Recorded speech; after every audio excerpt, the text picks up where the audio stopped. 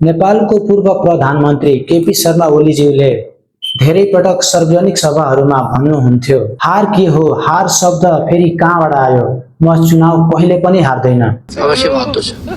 जितको कति हारको कति? मेरो लागि कि अरूलाई? तपाईको लागि। मेरो लागि त त्यहाँ हारको भन्ने कहाँबाट ल्याउनु हो फेरि शब्द? कहाँबाट आयो हार भन्ने? त्यो शब्द नै छैन। कहाँबाट ल्याउनु हो तपाईँले हार भन्ने फेरि?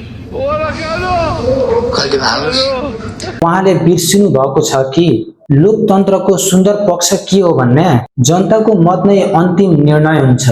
जति चुनाव जिते नि, जति शक्तिशाली भए नि, जनताले साथ दिएन भन्ने मान्छे कहीँका पनि रहिँदैन। हामीले यो चुनावमा स्पष्ट हेर्यौं।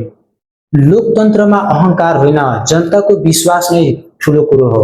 त्यसैले राजनीतिकमा एउटा कुरा स्पष्ट छ, यहाँ अहंकार होइन, यहाँ अन्तिम फैसला जनताले नै डिसाइड गर्छ।